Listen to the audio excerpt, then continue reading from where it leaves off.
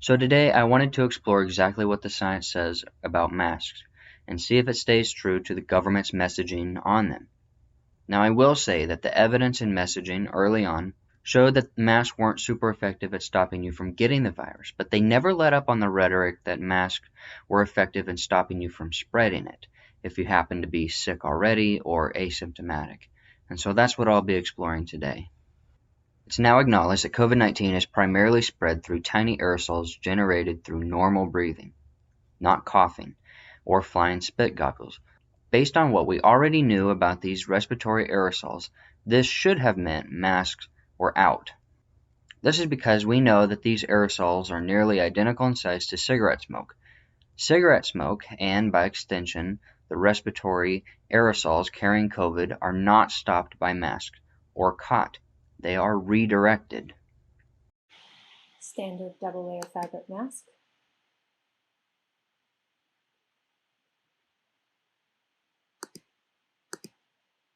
Standard surgical mask.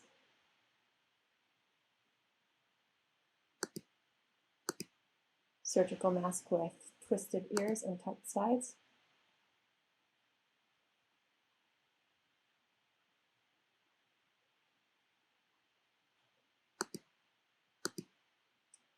KN95.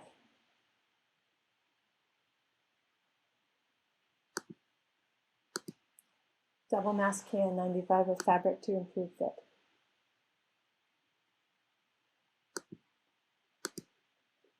N95 fitted. Surgical.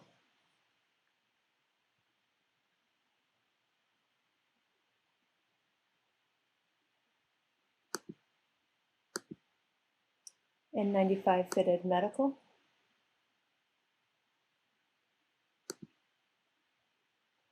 N95 particulate respirator with valve open.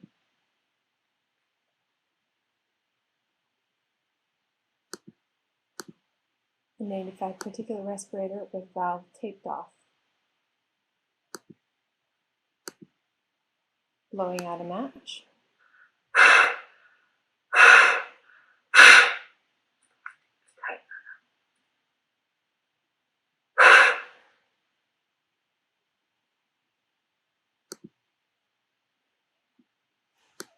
Double mask KN95 with a fabric mask over the top and a gaiter to improve fit even further, exhaling cigarette smoke.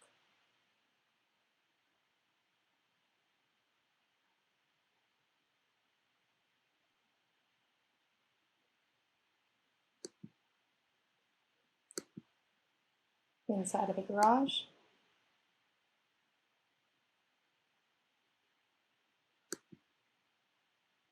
Outside.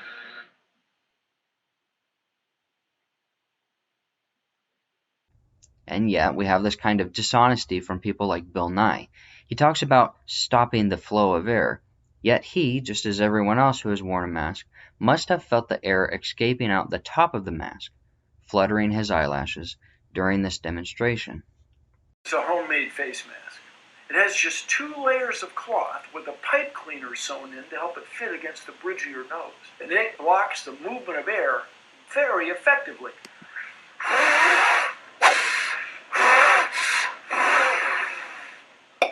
If you're wearing one of these, you're protecting yourself and those around you.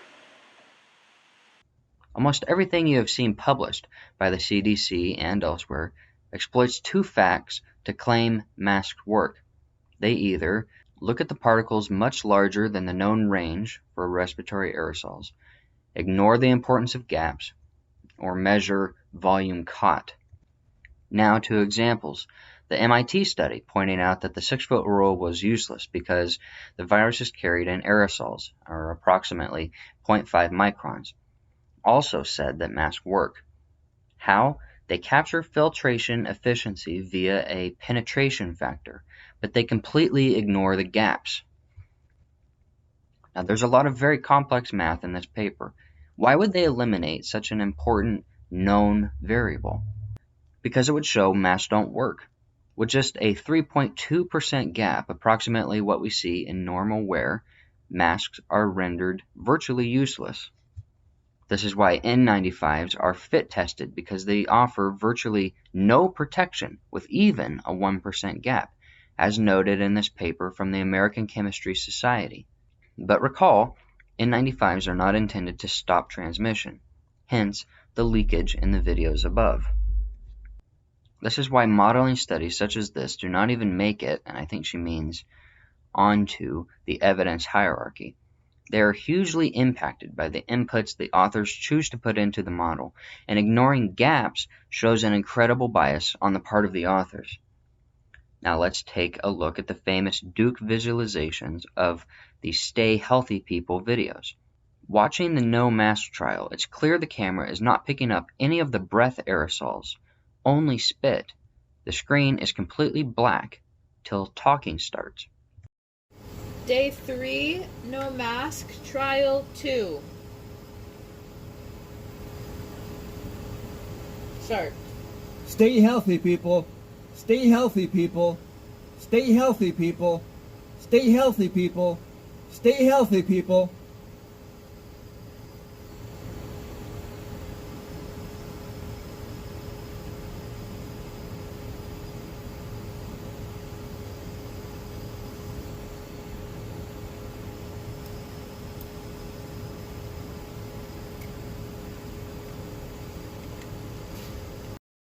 Day 3, N95, trial 1. Start. Stay healthy, people. Stay healthy, people. Stay healthy, people. Stay healthy, people. Stay healthy, people.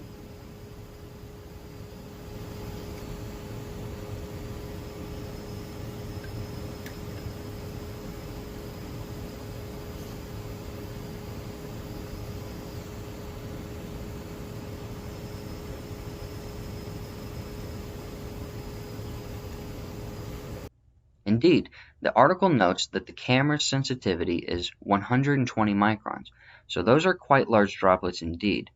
Note that there are some of this size that appear, shockingly, that escape the N95.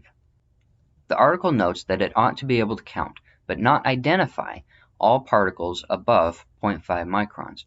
However, as seen below, this means that even this theoretical resolution misses 70% of all particles, and particularly the most infectious. Additionally, the experimental setup is such that given that masks redirect airflow up, whatever particles were distinguishable would likely not pass through the slit that was measuring the particles, but escape out the top. See the videos earlier. Let's turn to the CDC's double mask study. This uses not one, but two tricks to show that masks work. Despite the very narrow range of respiratory aerosols, 0.1 microns to 1.1 microns, with a few 2+ micron particles, they use a range from 0.1 to 7 microns. Then they use the mass that is caught by each mask to measure. Now remember, a 7 micron particle has a volume and mass that's 12,000 times that of a 0.3 micron particle, the most common size. One would be approximately equal in volume to all expected aerosols. It is possible that the CDC is just misinformed. In fact, in the article they note that most virus is carried in particles under 10 microns. This again, while technically true, masks the truth. In fact, 87% of virus is known to be carried in particles less than 1 micron.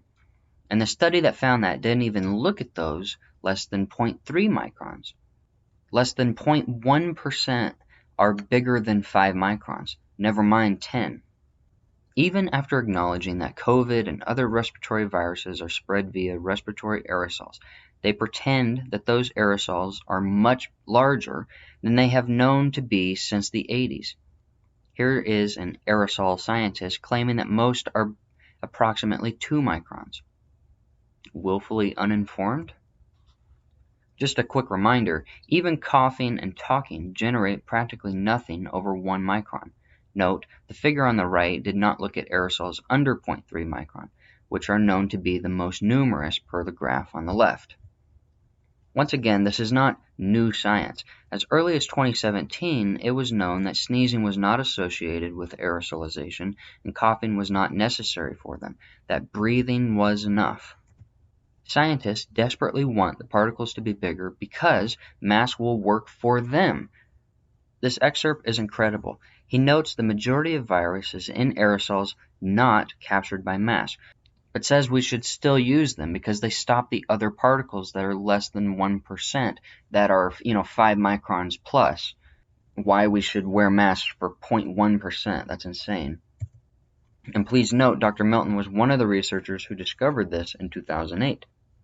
So anyways, that's the science on masks. Choose for yourself what to believe. I could have included so much more on the data from states that had mask mandates versus the ones that didn't, where we basically see no difference, but there's just too much to include in one episode. So that's all the time I have for today. If you like this video and type of content, consider giving this video a like and maybe subscribing. I'll see you all in the next video. Peace.